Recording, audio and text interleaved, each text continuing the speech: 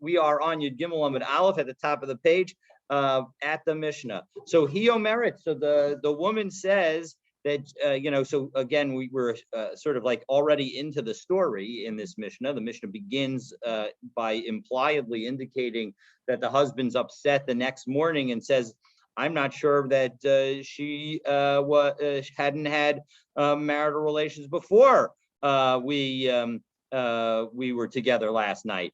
And she says, no, I am mukas eitzani. I am the victim of a piece of wood. I had a wooden injury, and that is why my hymen is no longer. So v'hu omer lo ki ella drusas ishat. No, I don't think so. I think you may have had relations with somebody else. So Rabbi Gamliel and Rabbi Eliezer omrim nemenes. Rabbi Gamliel and Rabbi Eliezer say, no, she's believed. Rabbi Yeshua lo mipia anuchaim. We're not living by her word. Ella hare zo b'chezkas drusas ish anshetavi raya l'dvareha. No, you got to say that we're concerned about maybe she had relations with another man until she brings proof. So Tana sayu mai b'mai. So the question is, it's unclear. Is she saying that she's a victim of wood and as a result wants to get 100, or she's a victim of wood and wants to get the full 200? And when he says she was had relations with another man, is he saying she had relations with another man and therefore she should only get 100, and therefore she should get nothing? So that is the question. Tanasai hu b'mai. What kinds of claims are we doing? So Rabbi Yochanan Amar b'masai umana. Rabbi Yochanan says that it's 200 and 100, that she claims that she's entitled to the whole amount, and he says, no, you're entitled to just half the amount. Rabbi Elazar Amar b'mana v'lo klum. No, Rabbi Elazar says, no, she's just trying to keep 100, that she only is entitled to 100 because of the injury, but she's not entitled to the whole thing because she's not actually, she had already lost her hymen, but she is entitled to to 100. But and he says, no, because you had marital relations with somebody else, with a human, so you're not entitled to anything. So Rabbi Yochanan Amar b'masai mana. So when Rabbi Yochanan says that it's 200 and 100, Savar la Rabbi Meir, he must be thinking like Rabbi Meir. Da Amar bein hikir ba uvein lo hikir ba. It doesn't make a difference whether the groom knew about the injury or did not know about the injury. Masayim. If it's a wood injury, she gets a full 200. Rabbi Elazar Omer b'mana v'lo klum. Rabbi Elazar says no. It's it's 100 versus nothing at all, and why? Because Sabra la Karabanan, he holds like the rabbis. Amri ben hikir ba ben lo hikir ba. Whether or not she was, the husband knew about the condition of her being a mukat eitz doesn't make a difference. Mana, she gets only a mana in that situation. So that was the debate that they had. So now we're going to. So who won the debate? We're going to see in a moment. So the rabbis are going to win we generally have a rule that when there's one person on one side and multiple people on the other side, so then the multiple people win. And so the rabbis are multiple people, and so we're going to see that the rabbis are the ones that are going to win. Yes, question, Hanan. Oh, okay, sorry. Okay, Bishlam Rabbi Elazar ben Lo Ka'amar Rabbi Yochanan. So we can understand why Rabbi Elazar does not want to agree with Rabbi Yochanan, right? Again, Rabbi Yochanan is the one who says 200 and 100, and Rabbi Elazar is the one who says 100 and 0. To come Moki Lab Karabana, because he wants to set it up. He wants to agree with the rabbis, which is who presumably the halacha is like.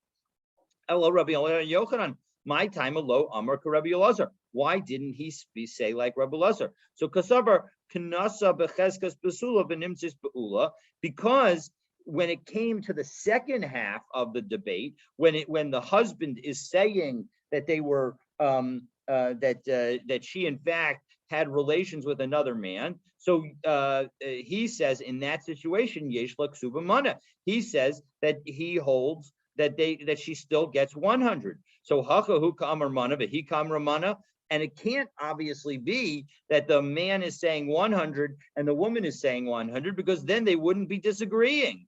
So my ika bein tana d'day l'tana d'da, there would be no difference between her claim and his claim. So Bishlam or Rabbi Lazar. So now it makes sense according to Rabbi Lazar, who says that if she was not really a virgin as a result of having relations with a man, she receives no ksuva at all.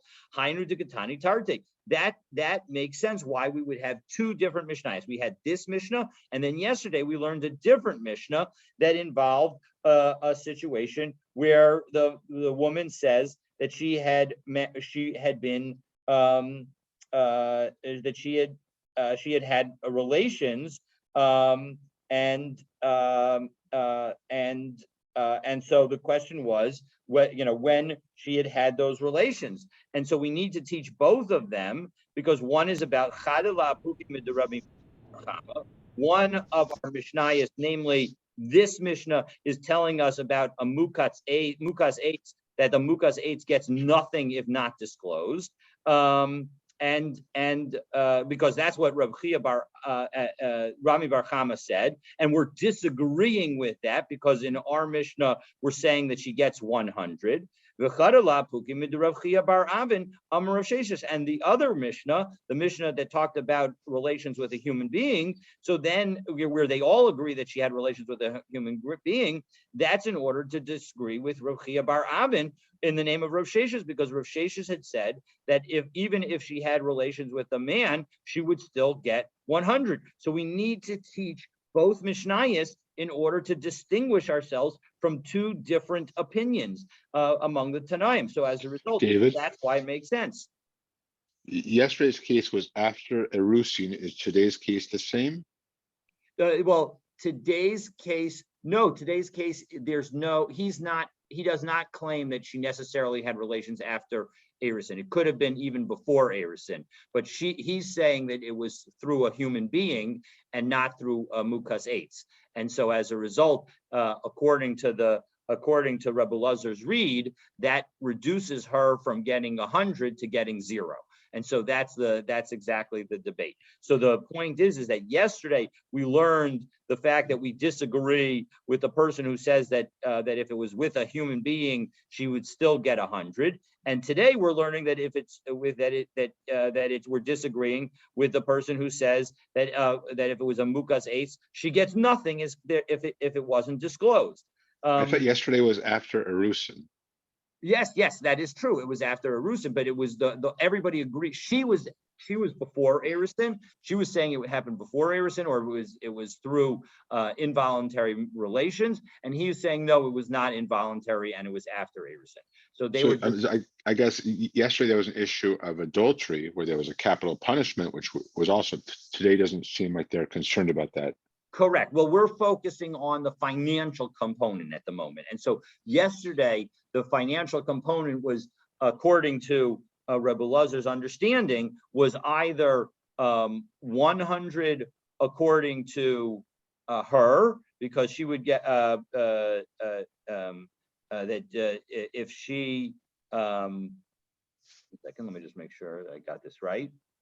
Well, she was saying that, no, it was, you're absolutely right, actually. So the point is that according to Rebbe Lazar, the point is that they were not arguing about a financial aspect at all. Everybody agreed she got nothing because she had not disclosed that she had marital relations with a human being. And what we are distinguishing from is we're saying that the halacha is not like Rav Chia bar Avin, who said in the name of Rav Sheshes, who says that even in that situation, she would still get 100. Okay. So the point is that the last Mishnah, you're exactly right. The debate was, is she effectively chayiv misa for having marital relations post the Arison? In which case, not only does she not get anything, but she doesn't even get. But she even gets the death penalty. Or did she have marital relations either before Arison or involuntarily? In which case, she still gets nothing from a financial perspective, but at least she doesn't get the death penalty. And then today, the debate is: does she is not about the death penalty at all, but about how much money she gets. Does she get 100 because she's a mukas eitz, or does she get 0 because she's not a mukas eitz? So that's how Rebbe Lazar understands the two Mishnayos. But according to Rabbi Yochanan, Rabbi Yochanan now has to explain, why does he need Elul Rabbi Yochanan Tarti Lamali? Why does he need to teach both cases? Meaning both cases end up telling us the same thing, because either, we know that if it's marital relations with a human being, she gets 100, and if it's as a result of mukas eitz, she gets 200. So those two facts get clarified in both Mishnayos, meaning you don't need to have the second Mishnah, because the first Mishnah itself already tells us that there's 100 if you have a marital relations, even if there's marital relations with a human being. So as a result, the Gemara explains, no, chada lo diacha kocho de Rabban Gamliel, that in one of our Mishnayos, it's telling us the strength of Rabban Gamliel, that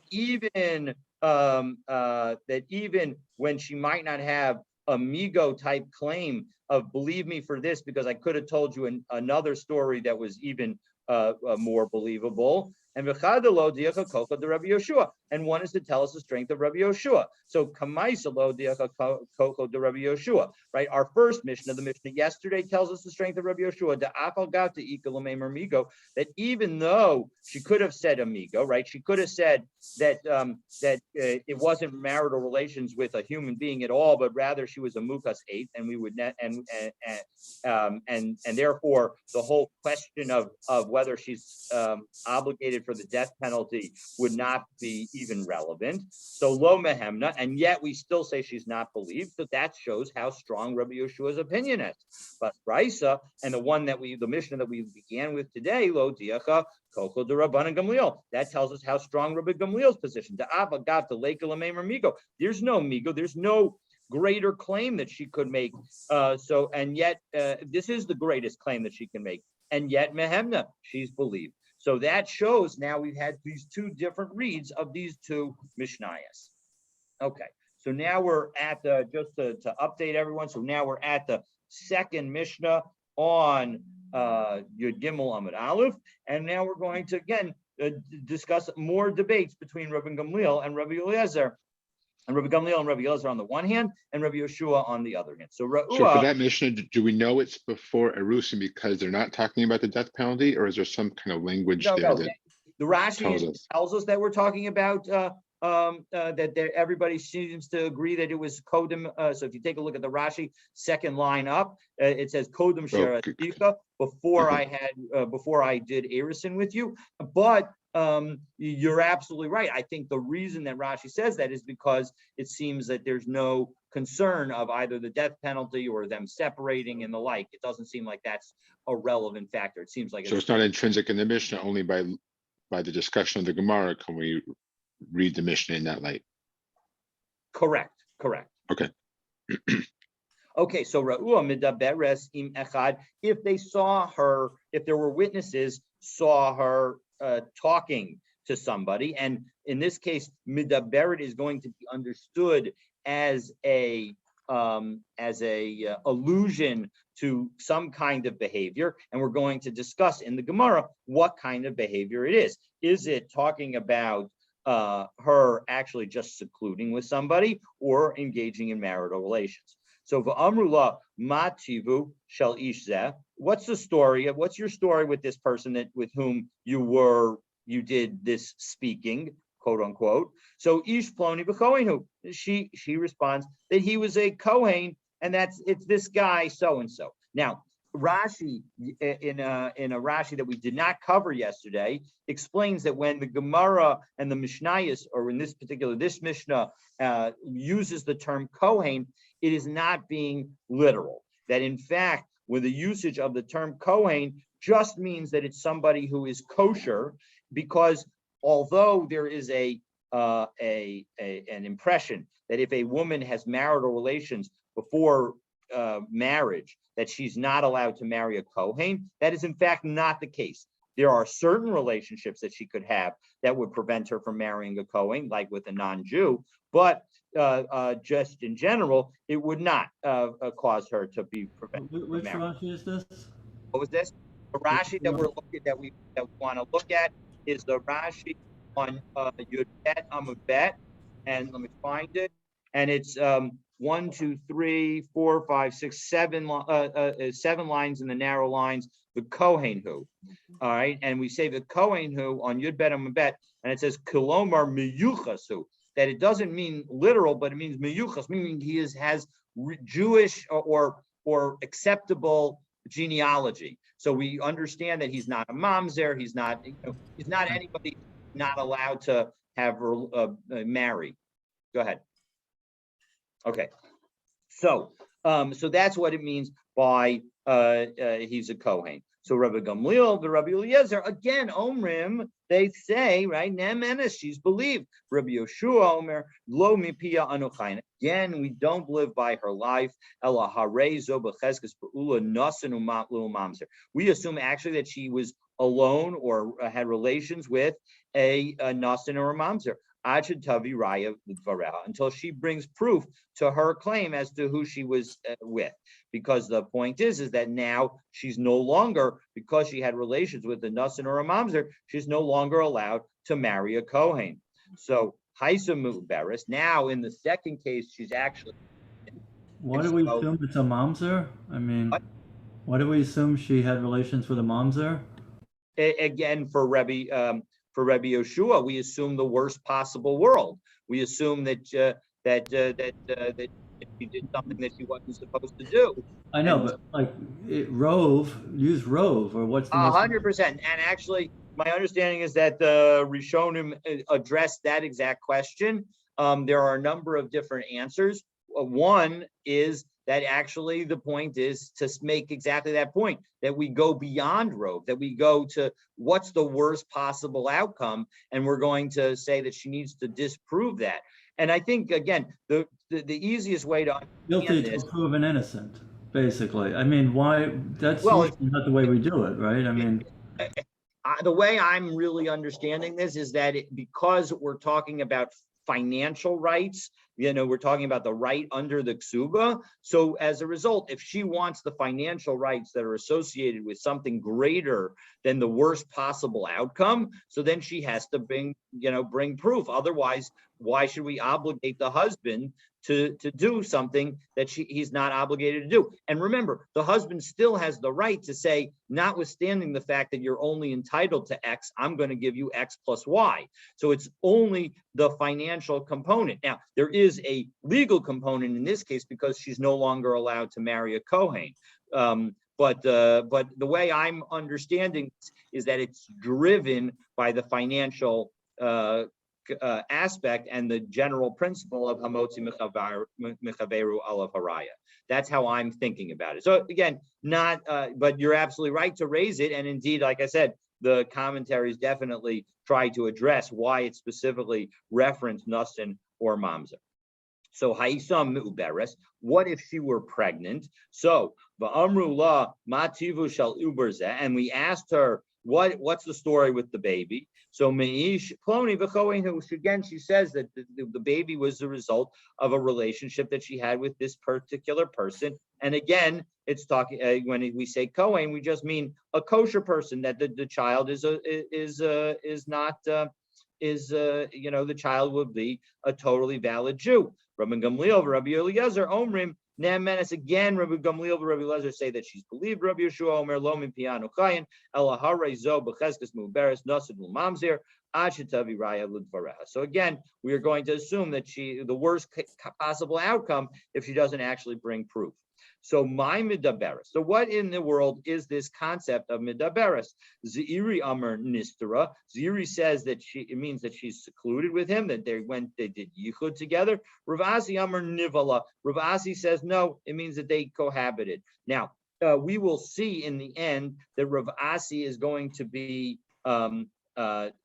negated, and so just so that you know where we're going. So we're going to now go through and explain both positions, and then we're going to eventually get to a disproof of Ravasi. So let's take a look. So Bishlam ala Zeiri, everything makes sense according to Zeiri. Hainu dekatani midaberes, because that's why we use the term midaberes, because we're trying to, they were only speaking. They weren't doing anything more. So we'll use that phraseology. El Ravasi, my midaberes. Why are we using that kind of language?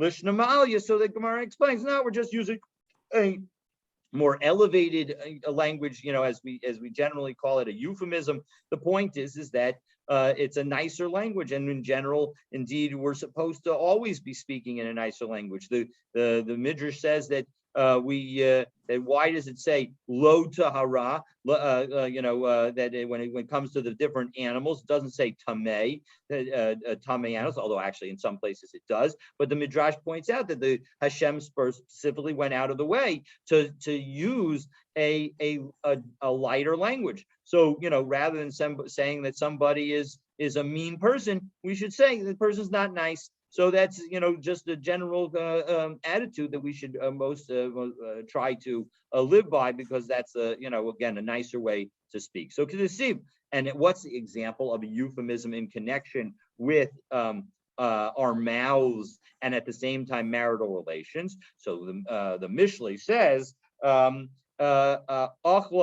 umacha sapia va'amra lo fa'alti oven. Right, it's a woman eats and then wipes her mouth, cleans her mouth, and she says, I didn't do anything wrong. So the point is that really it's talking about, and the earlier in the pasuk, it refers to this being an adulterous woman. And so we see that the eating and the mouth relate to marital relations. So Bishlam Eliziri. So again, so that was question number one.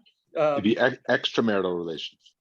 Well, in particular, extramarital relations, but I think the point is that it could be any kind of marital relations. It's they're using it in the context of extramarital relations, but I think it could be either. So now Bishlam Zeiri, again, it makes a lot more sense according to Zeiri. Hainu de Katani Tarti Midaberes Umuberes. That's why our mission is talking about speaking and pregnancy, because speaking means secluded. Pregnancy means marital relations. El Rav Azi Tarzi Lamali. Why do I need both cases? Meaning both cases involve some level of cohabitation. So right. So one is to say that she is still kosher, and one is to say that her daughter's kosher. So we need both in order to highlight both points. So Hanich Lamanda Amar. So now again, we're going to ask about that. Hanich Lamanda Amar Divrei HaMachshir Ba Machshir Bita. So that makes sense according to the read that we're going to have. We're going to discuss this shortly on Yud Gimel Amud Bet. We're going to talk about the view that the person this concept that the one who says that she's fit also says that her daughter's fit. But but there's another view that says that although really our Mishnah is all about her being fit and her daughter is unfit. So my ikalamemer. In that case, what is there to see? Again, Rashi says that this is going to be a case that we will see. Third line up from the bottom lines and the widest lines of Rashi. We're going to talk about that case in a moment. So in any event, Rav Asi Savar Kamanda Amr Bevita. So obviously Rav Asi needs to hold that this is with respect to that the viewpoint that says that the person who says that she's kosher also says that her daughter's kosher. And so now we're going to raise our third objection, except that this time it's going to be about Zeiri. So Amr le Rav Papa Abaye le Zeiri de Amr Maimid Daberis Nistera, right? And with respect to Zeiri, who says that Midaberis is Nistera, means that they were secluded together. Amr Rabbi Yoshua lo mehemna. Rabbi Yoshua says she's not believed. So Ha'amarav Malkin al Hayichud. But 1 second, we have a statement of Rav that says Malkin al Hayichud. That we do lashes for Yichud, but ain't Osran al Hayichud. But we're not going to prohibit her as a result of Yichud. So Lema Deloka Rabbi Yoshua. Do we have to say that Rav's ruling is not like Rabbi Yoshua? Because again, Rav, although he's a Tana Upalik, even though he can argue with the Tanaim, but he is a later authority, and we want him ideally to everybody. What does yichud mean here? Not relation? But here means seclusion. Yichud means exactly how we use it. Usually, being alone together for enough time to have marital relations. But we don't have any proof that they did. Correct. We do not have any proof that they did. Okay. And so I don't understand. Rav specifically says we just assume that they did then. What was that? Why don't we just assume that they did? Well, that's effectively what Rabbi Yoshua does. Even if the woman we But don't believe. Rob says Rob doesn't assume it, right? Rob essentially says we're going to give her lashes. I'm not clear whether that's because she's been warned. But in any event, I think If she had relations, would be more than. yes, absolutely. We're going to believe her that when she says she does, because there's no witnesses, we're going to believe that all there are witnesses that they secluded. She says, I didn't have marital relations with that man. And so as a result, we're going to say, okay, so you're not prohibited to be with your husband, but we're going to give you lashes because you shouldn't be acting that way. And presumably these lashes are only rabbinic. It's not to say that it's not a biblical prohibition. We're not enforcing a biblical law, but we're going to say that she does it. She needs to know not to do that again. But right, because yichud is not. I mean, it's not. It's just a gezerah. I mean, it's Correct. just a fence, right? I mean, it's not like prohibited in Well, and of itself. The rabbinic prohibition that you're exactly right. It's the rabbinic prohibition that exists as a fence.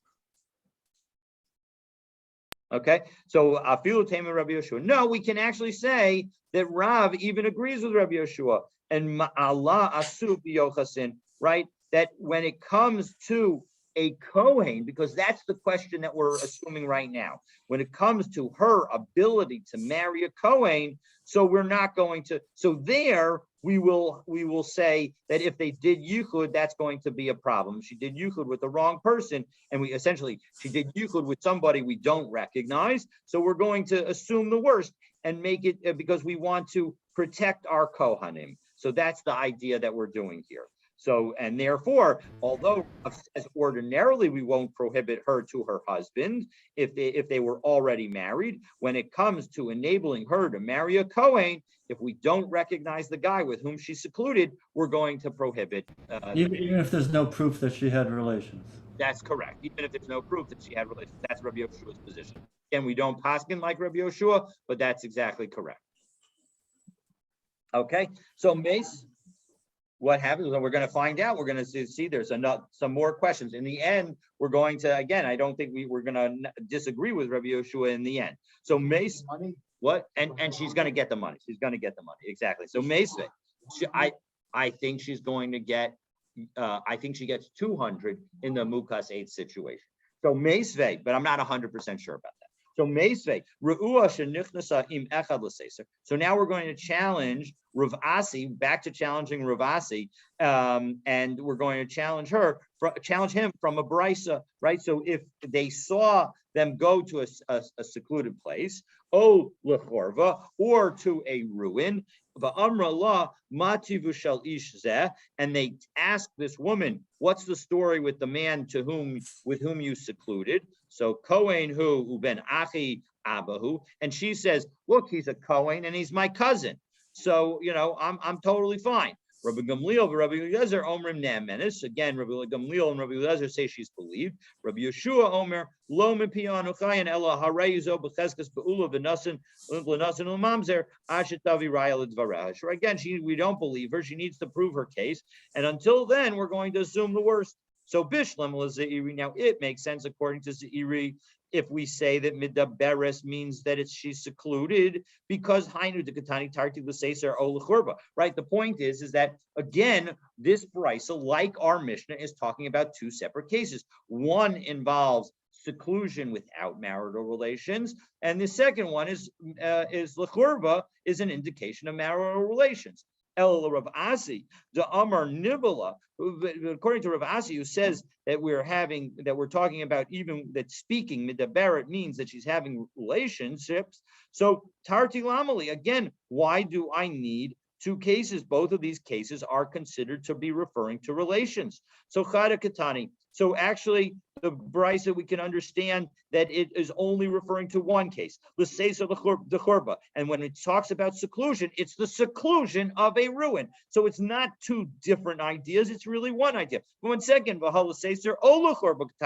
the problem is that our brisa used the word or. So how can you turn it into one thing? So chada lechorva de masa, v'chada lechorva de darbra. So no, we're going to talk about, we will in fact say that it's referring to two cases. We're talking about two different kinds of seclusion places. One is lechorva de masa, in a city, and then the other one is in a field, the darva. And why is that difference? Utsrichi, and we need both of them.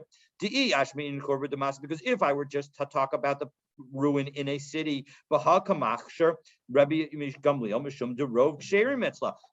the whole reason that is because presumably this is a Jewish city, and so as a result, the majority of the people in the Jewish city in the city are Jewish, and so as a result, we're going to, maybe that's why Rabbi Gamliel will believe her, because most of the people in the city are kosher. However, aval l'chorva d'darbra d'rov psulin etzla, when it comes to the field, where anybody can come from the entire world, and it's not likely that the people are right from the field, but rather you have to look at the general population, and the general population, most of the people are problematic. So Ema Model Leila Rabbi Yoshua, maybe he would agree with Rabbi Yoshua. So and if we had only told the case of the second case of the ruin in the field, Bahika Amar Rabbi Yoshua, maybe only in that case Rabbi Yoshua would say she's disqualified. Aval Baha Ema Model Rabbi Gamliel, again, maybe he would agree with Rabbi Gamliel because again of the majority. So as a result, Sricha, that's why we see, in fact, we need both cases. So again, so we have still, that was challenge number 4. 3 of the challenges have been to Rav Asi, and now again we're going to challenge Rav Asi for the 5th, for the 4th time in the 5th of our 5 challenges. So David, why couldn't he just teach the field case? Because in the case of the field, so that maybe that would be the only case that Rabbi Yoshua would say that the woman is not believed. And if there was in the city, maybe we would believe her because most of the people in the city are Jewish. So Meisvei. So now we go back and we challenge again. Now, again from another brisa, Zo Edus Shai Ishuk Sheirula. Right. This is the testimony for which a woman can testify, but namely again this same concept of being what's the story with herself. So Rabbi Yeshua Omer, Rabbi Yeshua says Einanam Menes. Rabbi Yeshua says she's not believed. So Amr Lahem Rabbi Yeshua. So Rabbi Yeshua says to the rabbis who, Rabbi Gamliel and Rabbi Eliezer, Iatem Amodim Bishvuya Nishanishbes. 1 second. Don't you agree with me that if we had a woman, and God forbid she was captured by bandits, the Yeshla Edim Shanishbes, and we had witnesses that saw that she was captured. Vihi omeres tahorei ani, and she says at the end of her time of captivity that she was still a pure woman and did not have relations with those terrible captors. She'ein emes, we would not believe her. So Amrulo aval, yeah, that's true that we do, but there's a difference. So Uma Hefer Sheyesh Ben Zolozo. So 1 second, Rabbi Yeshua says back, well, what difference is there? So they said back, Lazo Yesh Edim, Vilazo Ein La Edim. In the case where we're talking about the captivity, so there were witnesses that saw that she was a captive. But Lazo Ein La Edim. But here there were no witnesses to her captivity. So Amar Lahem, Rabbi Yeshua says back to them, Aflazu Yesh Edim Shaharei Chresa Ben Shinah. 1 second, there's a very big witness in the case of her pregnancy because she's pregnant.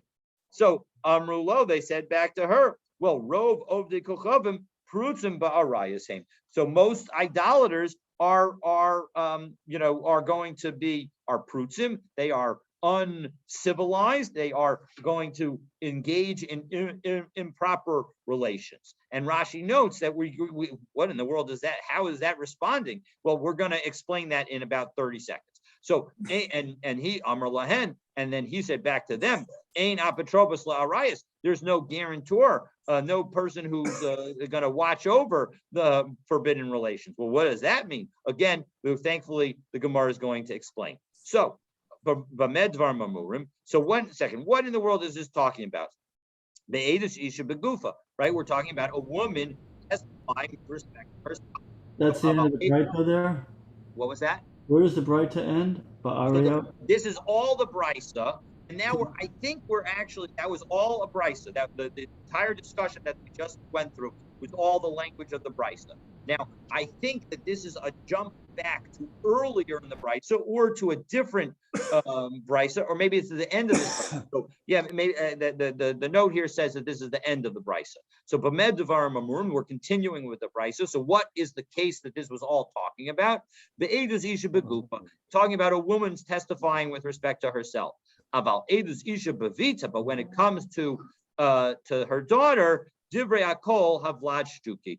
Everybody agrees that the child is a shtuki. Now, we have to understand what a shtuki means. We definitely know that the word comes from lishtok, to be quiet. So, but what are we being quiet about? And that is going to be a debate that we will deal with in a moment. But first, now we got to understand what's the question. So, Maika Amar Lahu, Umaika Mahadrile. What in the world were they responding back and forth? So Hachikam. So as a result, the Gemara tells us how they respond. Heshav Tanu al Hamu Beret. So you've answered us with respect to the pregnant woman, Matashivenu al Hamidaberes. But what are you going to tell us about the woman who was doing the speaking? So Amar Lahem Midaberes, right? Hainu Shvuya, right? That the speaking is equivalent to the captive woman. So Amrullah, right? Isn't that going to be the case? So Amrulo, so they now said back to him, no, Shainish Shvuya, Derov Ovde Kochavim Perutzim Barayashem, because most captors are not Jewish and they are not good people, and as a result, they will not be restrained and they will engage in improper marital relations. So that's the difference, is what Rabbi Gamliel and Rabbi Lazar are saying to Rabbi Yoshua. So Amar Lahem, so Rabbi Yoshua says back to them, Hanami Kaven de Istatar Ein Apotropis La'arayas. Well, 1 second, this woman, we know she is secluded, and as a result, there's no one to protect and ensure that she did not engage in marital relations. So how can we believe her? So anyway, the bottom line is that's the discussion. So again, the discussion was, she's between Rabbi Yoshua and Rabbi Gamliel and Rabbi Lazar was about, a back and forth about why they believe and why they don't believe. But in any event, the bottom line is that in our description that we just gave it, we just said, Heshavtanu al ha'me'uberet, and Amar lahem midaberet hainu shvuya, right? That midaberet and shvuya were the same. So what's the point? So Katani Mias Tarti, right? We said two cases, and one of them is midaberet umuberet.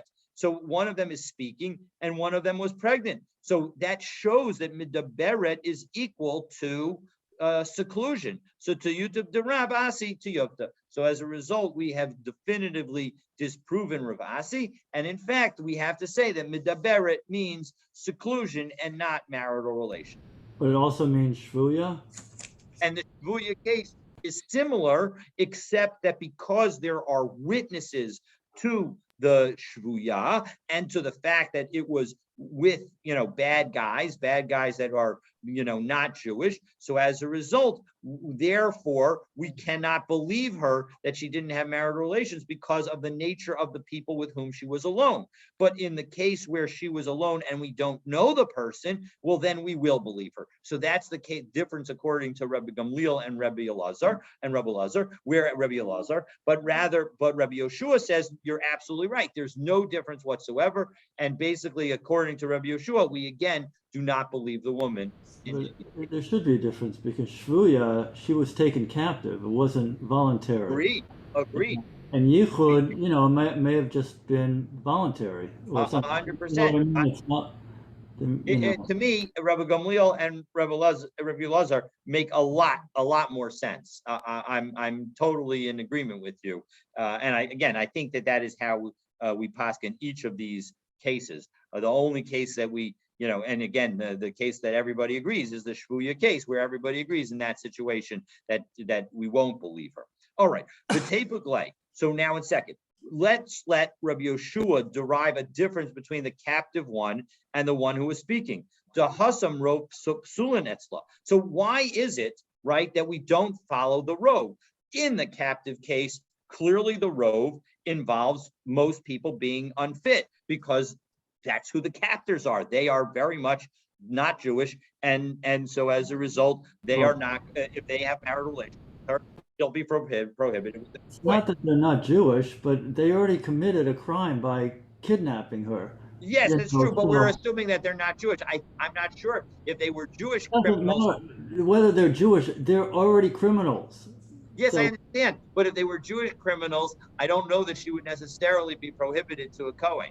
That's but these Shvuya cases, they're never Jewish. yes, exactly. They're never Jewish, 100%. But they're getting ransom from the Jewish community. That's exactly right.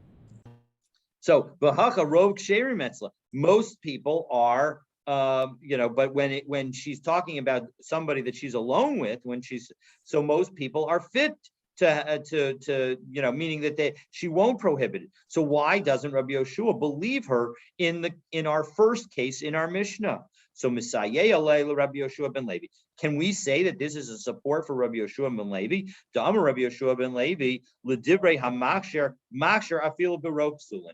That again, we saw in that case that when it says the person who says they're kosher, we say that they're kosher even when the majority are puzzle. So again, Rabbi Gamliel would and Rabbi Eliezer would say that even if most of the men in the neighborhood, meaning even, for example, when we saw the case of the ruin, even if that ruin is in the field where most of the men would cause a problem, so we're going to believe her. Whereas l'divrei haposel afil berov ksherim. Whereas when it comes to the one who is unfit, meaning when according to Rabbi Yoshua, who says that she's going to be not fit to be with the Kohen, she's going to be not fit even if most of the men are fit for her. So as a result, we can see that this is in fact a support for the statement of Rabbi Yoshua ben Levi. And it's a little confusing because Rabbi Yoshua ben Levi, the Amora, I believe an Amora, is talking about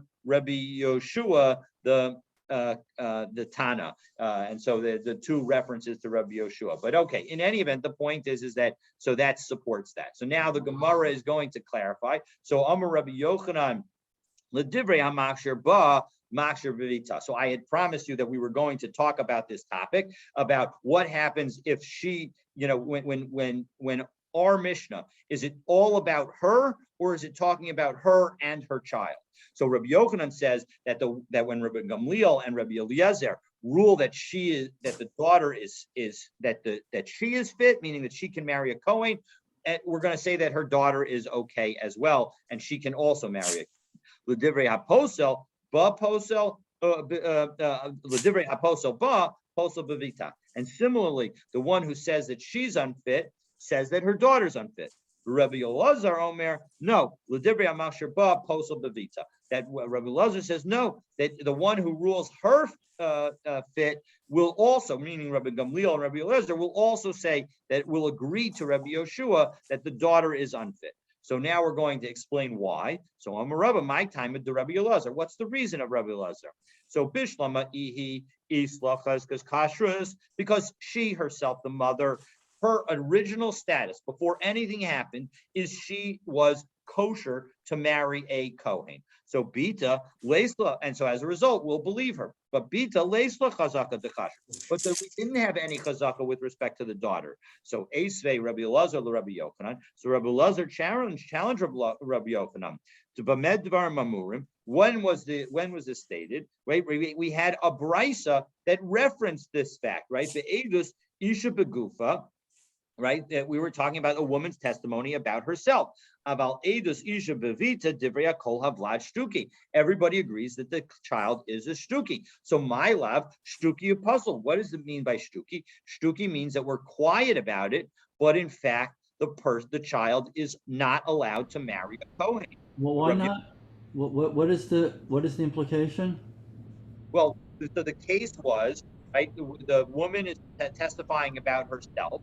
We're going to Rabbi Gamliel and Rabbi Yoshua, Rabbi Gamliel and Rabbi Eliezer say that we believe her. Rabbi Yoshua says we don't believe her. No, and then the question was, what about the daughter? No, I understand, but what would be the problem? The problem is that if in fact the father is a mamzer, so then the father is a non-Jew, well then that child is not allowed to marry a Kohen. Is that true? Well, we generally do not. My understanding is that although it's not recommended, I don't think we actually stop the daughter of a Jewish woman and a non-Jewish man from marrying the Kohen. But so I don't think that we actually paskin that b'diavad, but I believe that lechatchila we. They're assuming that here. All right. They're assuming that. They're assuming that. Yeah, they're assuming. Well, again, it could also be. Remember, Rabbi Yoshua goes so far as to say that we treat her as if she had marital relations with a mamzer. So we're going to treat the child effectively like a mamzer, like the person who's not kosher, who can't marry anybody. But now, what we're going to say is lo shtuki v'chasher. So what we're going to, in the end, say is no. When we say shtuki, we don't mean that it's not fit for a Kohen. Indeed, we're going to say Rabbi Yochanan saying that she is fit for a Kohen. Umiika shtuki kosher. And so Rabbi Lazar says, one second, is there such a thing as a shtuki that is kosher? And in Kiddush Shmuel, in fact, yes, there is, as we saw in the case of Shmuel's ruling. The Amr Shmuel asara kohanim omdim. We saw this case, I believe, while we were learning Yevamos together. If there were 10 Kohanim standing in a group, uferish echad mehem uval, and one of them separated from the group, had marital relations with a woman, and she became pregnant, havlad shtuki. We said that the child is shtuki. And my shtuki, what does shtuki mean in that context? If you want to say that it means that she doesn't get any inheritance from the father, well, pshita, that's obvious. We don't know who the father is. No, we say that we silence him from taking part of the kahuna. What does that mean? We don't let him do the Kohen services. Why? Because that